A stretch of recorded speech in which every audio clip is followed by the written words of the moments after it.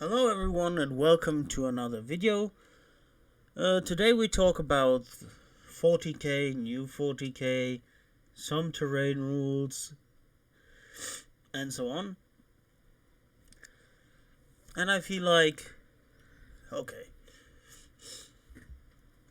basically, if you don't live under a rock, or on the moon, or under a rock on the moon, on the dark side of the moon, you now know there will be a new box for Warhammer 40k, and there will be 9th edition. The first topic of today, I will talk about the Indomitus box, because, to be fair, I feel like that's the biggest feature. And you have this massive box. You get 10 intercessors, 3 bikes, 3 blade guard dudes, 1 blade guard lieutenant, 1 blade guard captain, 1 chaplain, a good one, a very nice chaplain, 3 dudes with long range melter, however that works, Naruto's cousin, and the blade guard ancient. Then you have the Necrons, who have like a destroyer lord, but they are apparently walking now. Some destroyers with blades.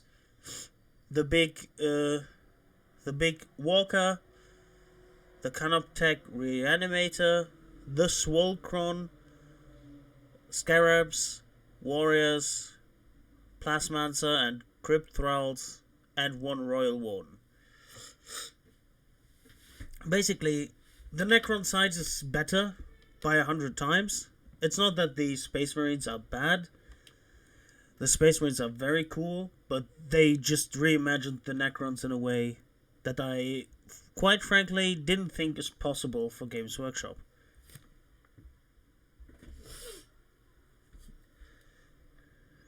So, yeah. We talk about the Space Marine side first, because I said the Necrons are better, but I don't want anyone to think that I hate the Necrons, the Space Marines. So the Assault Intercessors are cool. I mean, when have Space Marines with chainswords not have been cool, right? That's like, yeah. When have they not been cool? But they don't have jump packs, so I think they either never get jump packs or get jump packs at a later state. Then you have the Eradicators, which have long-range melter guns. Well, they say long-range. I suspect it's like 18 or 24 inches at max, but that's kind of a bit of a stretch if you ask me. It's because, how am I going to put this? Melter guns are like a beam, a concentrated beam that you have to hold on target for a couple of seconds to damage it, for it to work. And the longer the range, the harder it is, if it makes sense, to stay on target with a concentrated beam weapon. Then you have the Blade Guard Ancient, the dude with the skull banner. I think they just ripped him off AOS. He even looks like a Sigmarite Stormcast. He's very thin, but I think that's because of the robes. Then you have the Chaplain, the best character, the second best character in the box. The new one. Not the Judicator, the anime one, the normal Chaplain. Yeah, he looks fine. He has an. I like the half face. It reminds me of a Chaplain that on bike kinda, because he had a half face too. Then you have the Judicar. The Judicar, I feel like, what the hell? Like, why? Can someone explain this to me? So, he is a chaplain. He just has 1 shoulder plate. He has a giant, oversized sword that has no tip.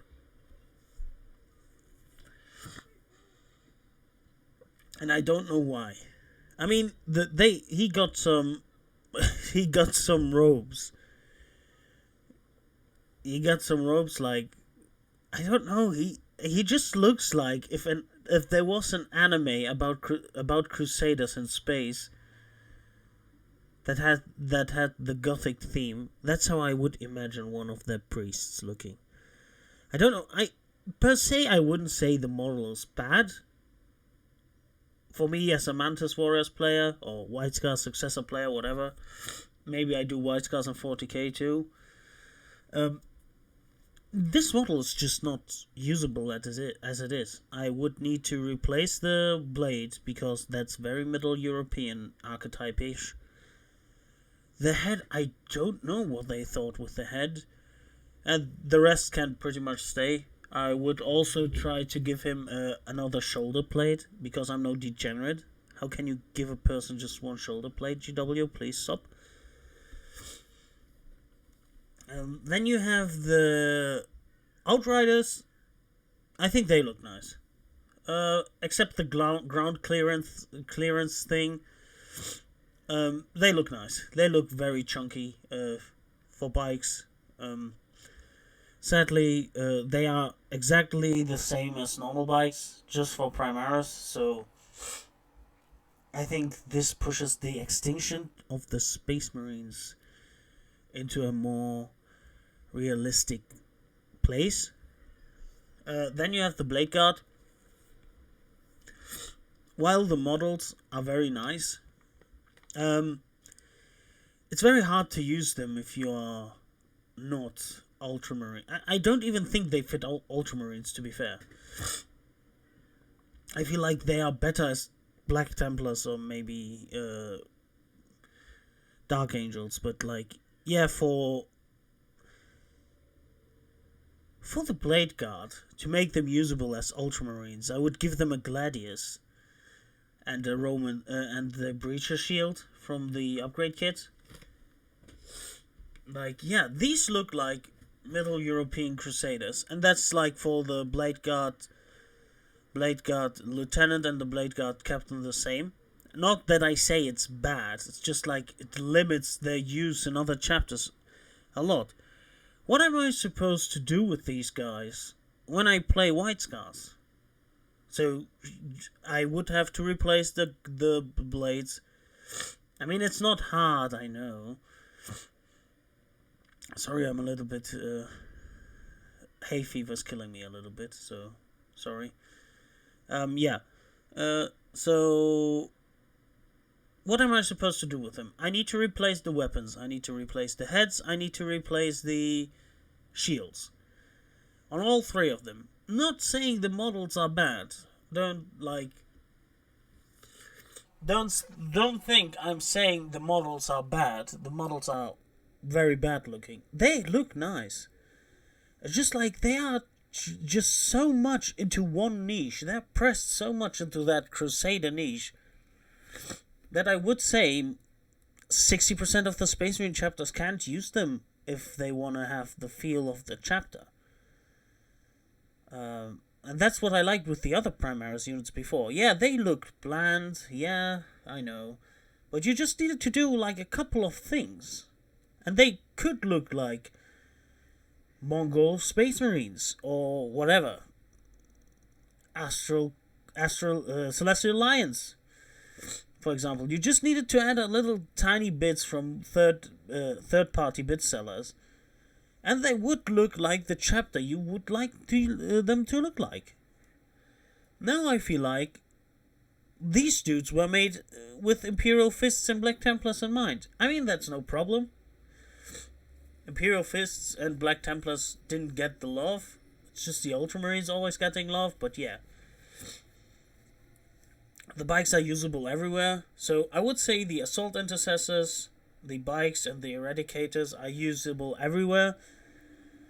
But the Eradicators feel like they belong in a Salamander's army. But that's for the armament. And also, like, yeah, do we get one special weapon kind per edition now? So last edition we got the plasma Primaris. Now we get the melter Primaris, and next edition we are going to get the flamer Primaris. Is that what we are doing now, GW? Please answer me. Yeah, the Necrons, I think I will make another video on them because they are so amazing. The redesign is so nice that I feel like talking about them with the Space Marine side in mind doesn't make them any justice. I also don't want to make it too long of a video. Yeah, and then I wanna. That's the Space Marine side of the box, pretty much it. Then I want to talk about the box being a limited edition box. So, yeah, it's like the Lumineth Realm Lords box. Is it Lumineth Realm Lords? Yeah, Lumineth Realm Lords, Sisters of Battle box. Were the Psychic Awakening box sets limited? I don't know. Actually. Yeah, but it's like a limited launch box set. I hope they make enough of them, to be honest, because it would be very sad if they don't make enough of them. Yeah. Well, it's a good box. The price of this box, because the amount of models in the box is ridiculous, I think it will be between 150 and 180 euros. I don't know what the Sisters box is, but the Lumineth box was 145. That's like a lot. And I see this is no starter box. This is not to get people into the game. This is to get people that want to have the new Space Marine releases or the new Necron releases, basically just half of the releases they get.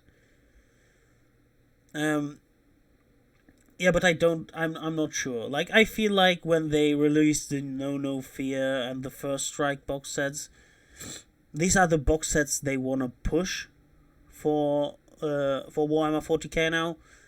So the €30 box, the €60 box, not the big boxes, just the small ones. Because they are real starter boxes. For example, I know Dark Imperium has been very nice, but do you really need a rulebook for Warhammer 40k? I mean, if you read the lore, yeah, but if you don't read the lore, you don't really need it, because the battle primer is always on the website. Yeah, so I would say good on them. I hope they make enough of this box, because otherwise they will need to reprint it like they did with the Sisters box. Nobody can tell me else. They did reprint the Sisters of Battle box because of the outrage. And now I'm going to talk a little bit about table size and terrain rules in Warhammer 40k. Okay, whoever worded the terrain rules in Warhammer 40k and whoever named them, he needs to be reassigned somewhere else. I've never read in my life more confusing names for rules than in this edition. You have light cover and heavy cover, right? When I just tell you light cover, heavy cover, you would think that heavy cover is light cover plus something else, but it's not. Light cover is basically cover from shooting attacks. Melee cover is basically cover from heavy cover is basically cover from melee attacks. So I don't know why they just named it melee cover and shooting cover, because those names would make sense. Heavy cover and light cover imply that heavy cover is just better cover. Then you have dense cover. If the enemy model is bigger than 3 inches, you get -1 to hit against its shooting attacks. Like, come on, man. I don't even know if that's right. What's wrong with you? Why do you make such rules? They don't make any sense at all. Or maybe they make sense, but they're horribly worded. And I don't know. I just find it very odd. I don't know, man. Just rename the rules. Also, having smaller tables, yeah, helps melee armies.